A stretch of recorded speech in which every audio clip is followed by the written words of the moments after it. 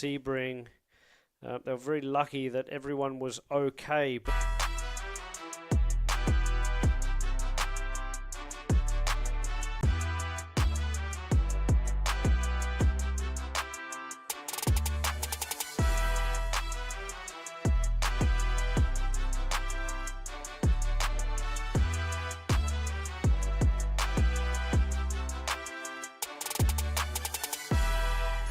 Yeah, they're starting to run away with the platinum class podium. Wayne Williams. Yeah, Wayne Williams under the rear wing of Gorski heading into turn number 1 as we see Williams. He's just going to hang there. We'll see what he does in turn number 3.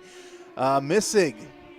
Looks like that's a 0.4 of a second gap between he and D. Orlando. That's 9th overall, leading in 1,500. Matt Romer just went through screen. And he's running strong. He has fallen back a little bit. So behind Missig, D'Orlando and Dashelski, it's Evan Slater from Austin Riley who's having a strong run. Jack Gang's right up there as well. Then it's Spencer Schmidt, Matt Romer, and then we're back to Mike Anzaldi, Corey Nouveau, Drew Altman, David Flint, Jack Zwiffel, and I think that might have been the spin at turn 3 that we saw earlier. Okay. The white car of the Group A racing driver from New Jersey. Looks like a slow car. That might be the 8 going into the hairpin. A little off the pace as the field working their way around. Just under 16 minutes left to go in this race, and it's the Field and Field show once again. It is, and Clint, I wonder if he's buying his time, just keeping those hand-cooked tyres relatively fresh underneath him and not pushing too hard. There has to be a little bit of strategy. There's 3 races plus qualifying. You only get 2 sets of tyres. You can manage them. They don't have to be 2 exact sets. 8 tyres is what you get, and you can play around with those. Of course, that all goes out the window if it rains. We're hoping that doesn't happen this weekend. The skies have been a little bit ominous, more so than yesterday and the day before. Overcast conditions here today. Certainly good for the high horsepower. And the new XXR cars certainly showing their stuff at the front of the 1500 field. Missig doing a great job defending. So only a few tenths between him, and Dashelski is still in the mix there too. We've just had a pass. So Williams is through on Greg Gorski. So S's Racing will be happy with that. We'll see how long it takes. It looks like they're side by side coming out of the Corvette Bridge. Gorski not going to let Williams have it easy. And he's got a little bit higher horsepower going into the hairpin. It's Romer actually that he's fighting. So something's happened to Gorski because Williams got past. That commotion has set up now a battle with Romer. So Romer in the Stella Artois coloured car. And he's now, someone's got to run on him. So there's all sorts of action in the Platinum class. Yeah, it's got to be Booth right there. Yeah, Booth through.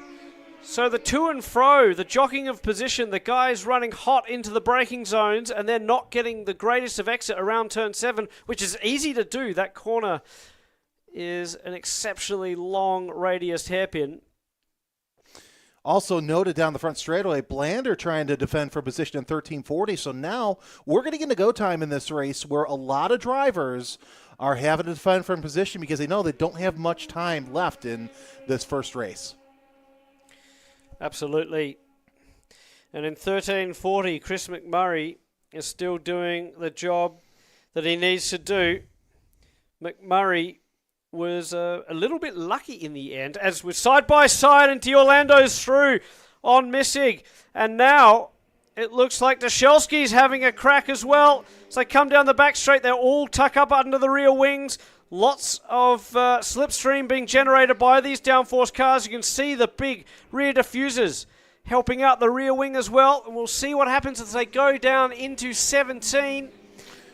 Looks like that D'Orlando still has a position over Missig, but let's see what happens here when they come down the straightaway, how close Missig is to D. Orlando. Still plenty early, but I'll say this. Graham Ray Hall Performance looking pretty good in their decision to move over to Radical Cup. Absolutely. And the other person that's doing an absolutely solid job is still Evan Slater in 4th in Pro 1500.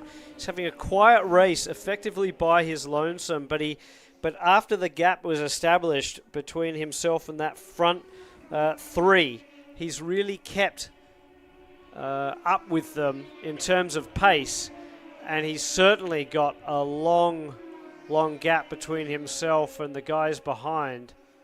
Austin Riley a lot further back in fresh air as well. Austin Riley, of course, a former outright champion, and for that matter, the Pro 1340 champion from a couple of years ago. Yeah, I got to say, I can remember the days when we were watching our old friend Indy Al Miller run away with the field now with the Fields, oddly enough named. They're now running away from the rest of the field. But I tell you, Louis Schreiber doing his best to hang on to 3rd place. He's got Williams under his rear wing, at least last time by.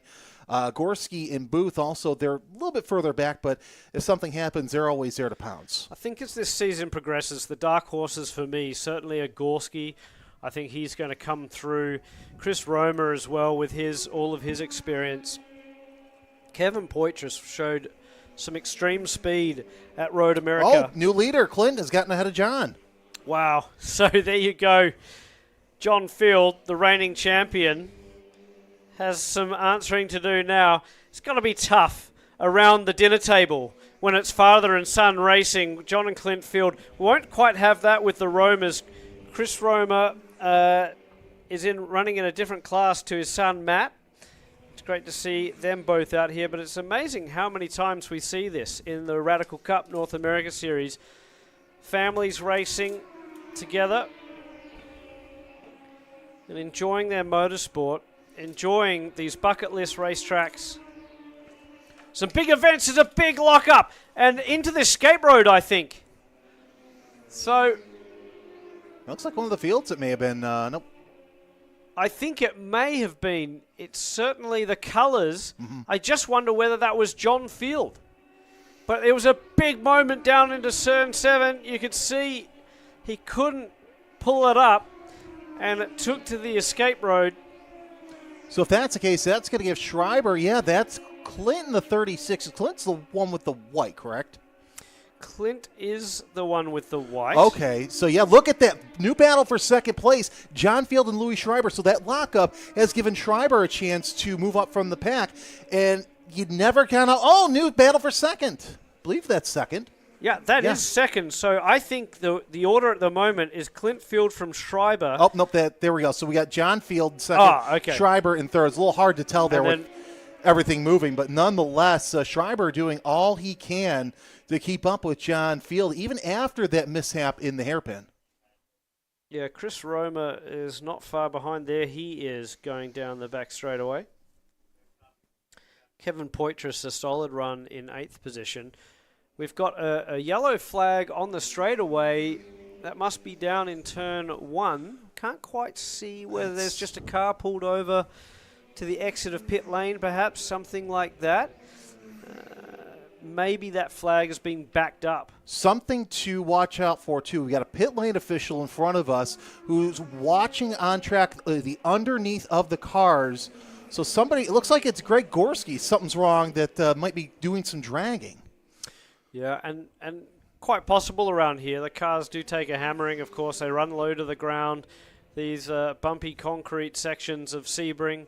Hallowed ground, but nevertheless can be tough on the rear diffusers, the front splitters. It is pretty special, though, isn't it, to be